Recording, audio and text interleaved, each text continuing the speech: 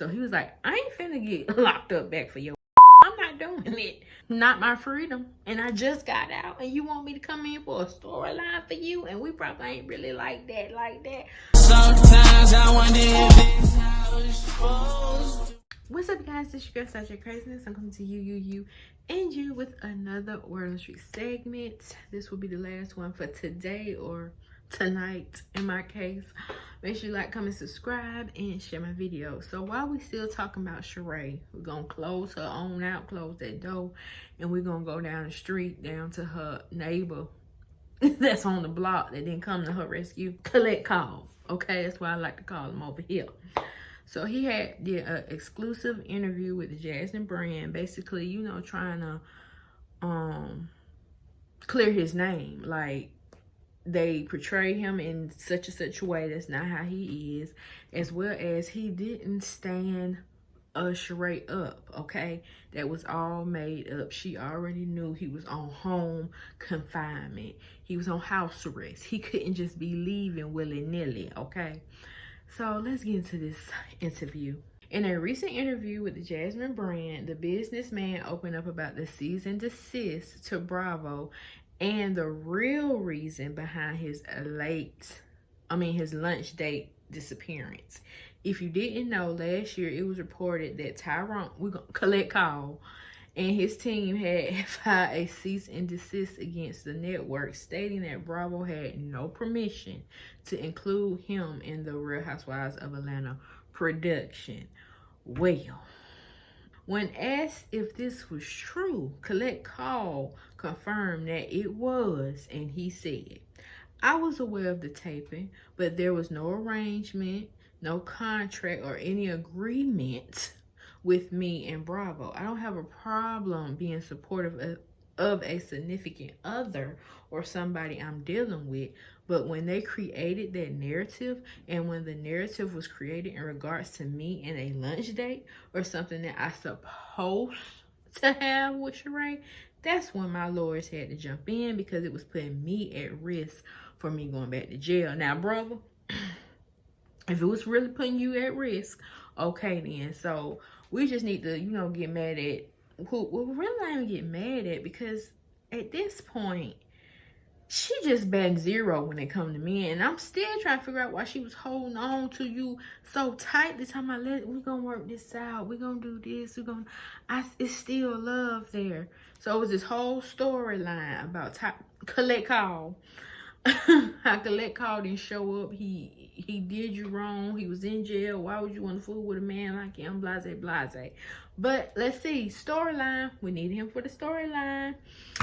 In addition to his comments about the cease and desist, Collect Call further explained his legal situation at the time and how it limited his on-camera participation. He also admitted that he could have gotten in serious trouble had he gone to see Whitfield at the restaurant that day. So he was like, I ain't finna get locked up back for your ass. I'm not doing it.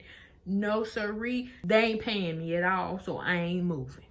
I was on home confinement. I wasn't allowed. It was not approved activity. Now, if I had an agreement, if it was already agreed that I was working for the network, because that could have happened prior to that, then I could have showed up and not got in trouble.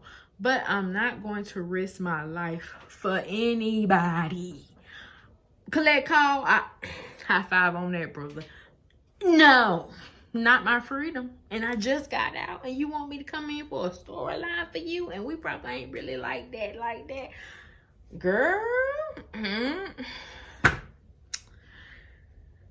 Okay. Later in the conversation, he added that Whitfield knew that he wouldn't be able to make it and assured him that the production was aware as well. Oh, Miss Sheree Whitfield. That's why she wasn't really crying. She said, I can't believe this. And then she just ran to her room, and here go, I think it was Fatum she was talking to, coming in there. And they say this ain't scripted, or they being extra. They just being extra to amp up more viewers to watch this craziness.